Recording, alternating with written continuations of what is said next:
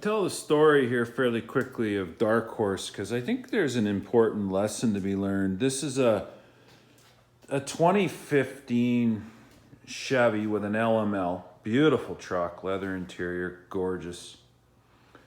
It's my neighbor's truck, and he's got it deleted and tuned up, and he was rolling some pretty decent power, and he's got 35s on or 33s or whatever on it.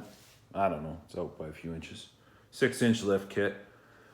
And he's pulling his construction trailer with skid steer and a bunch of other things on it uphill. And blew out the number 8 piston.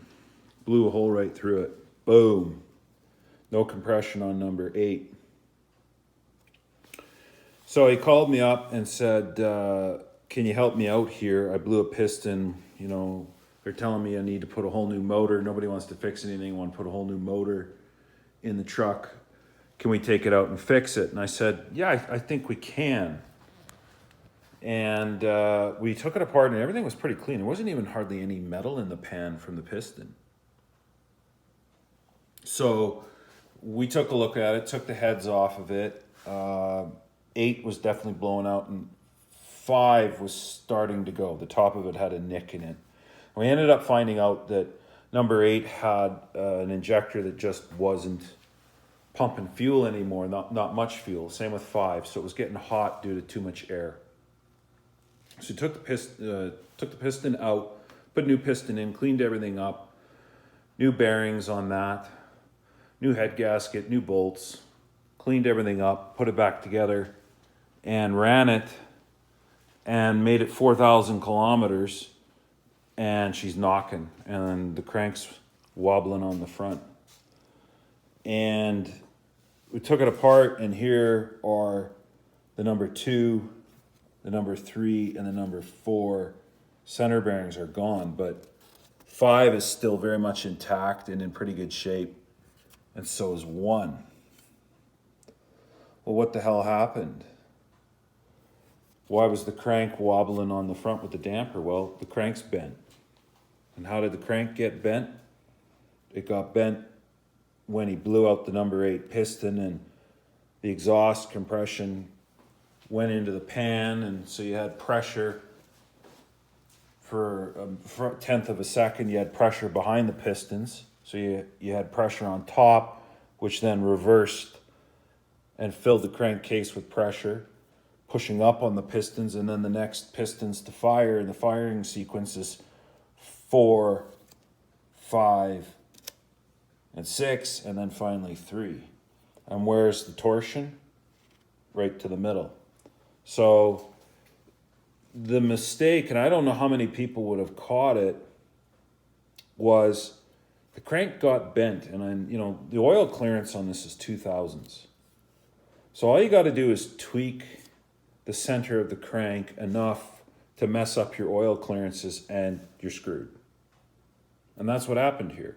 I mean, the number 1 bearing is good. The rod caps and journals are pretty good. There's a bit of debris that's gone through. 1 and 2 are pretty good. Downstream of where the problem is, not as great. And 8 is in pristine shape. So one could argue and say, well, maybe you had debris in the system and debris is what went through. But then why not more consistent damage and scarring? Why only selective bearings going out in the middle? And we did see that the damper had a slight wobble to it when it was running. We actually thought the crank was fractured and broke. So when we opened it up, we were expecting to see a broke crank on 1, 2. Which is common with the LMLs, right? They snap because the first 2 to fire is 1, 2, then 7, 8. It's a stupid firing order. It really is.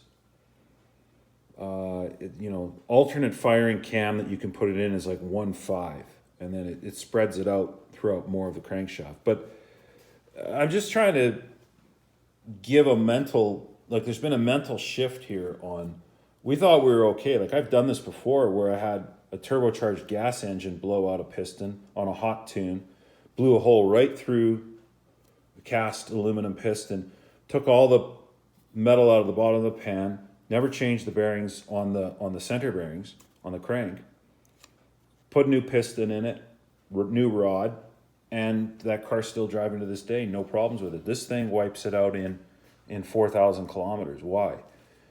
Because the crank got tweaked, and it got tweaked enough when it was under load that it's removed the oil clearance, in the centers. So it's putting abnormal wear, and the crank is just sitting there lightly bouncing, right?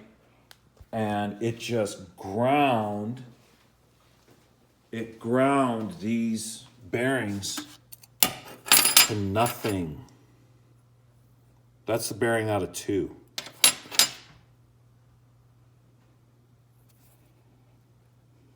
Right? That's the bearing out of number 2. 3, where the epicenter got so hot that the heat ring is like 1/4 of an inch. 2 is totally trash. 2 is where the most deflection is. 3's got no heat deflection. And then 4 at the back. So the crank got bent. And in doing so, it took out the center bearings because they're no longer running true, and they're slapping them, and they're removing oil clearance, and it was just a matter of time. It took 4,000, 3,000 kilometers to just bash this. So now the crank's totally screwed. The main caps are screwed. The block's going to need remachining to be good. But how could this have been detected?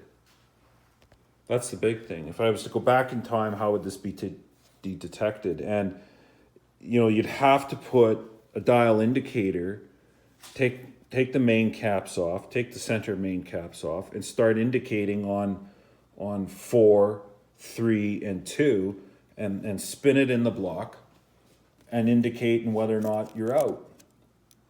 I just want to know how many people would ever have done that. The crank got tweaked, and the only way to test it is that way, or disassemble the whole entire frickin' thing, tear it completely 100% down, send the crank into the machine shop, and have them check it, verify it, and then send it back. At which point, you're changing the nature of the rebuild and your cost and time. I'm not entirely sure everybody would put a dial indicator, but I tell you now, if there's been any catastrophic sudden shift, broken rod, blowout piston, a sudden shock to the motor, from here on forward, I'm dial indicating the crank, because we could have probably detected it when the journals were pure still.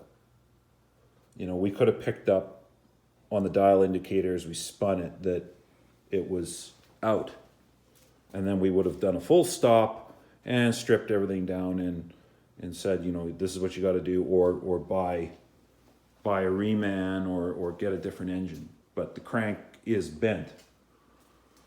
And at that point too, the block's going in if you want to save it, because you got to check the main cap. So I just, food for thought really, in learning a lesson. Like, we wiped this sucker out because we never suspected it. And I'm just wondering how many people would have suspected it.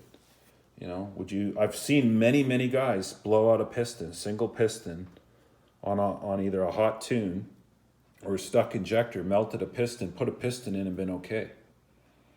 But wasn't the case with this one, just with the nature of how it tweaked. And it doesn't take much. Like, it doesn't need to be excessively visual to see the problem. When you're talking about 2,000ths of oil clearance, you start having 7 or 8 thousandths of distortion, and that's it. It's game over. That sucker's got to be running true to stay oil bathed and in the middle. Otherwise, you're done. So, I don't know. If you watched this and you're a motor person, tell me what you think. Am I a total ass? Was I an idiot? Or, did I just encounter something that sabotaged me from the beginning, and we didn't have a hope of saving that one? And that one's got a lot of heat distortion on 2 as well. 2 and 3 is where the twist is.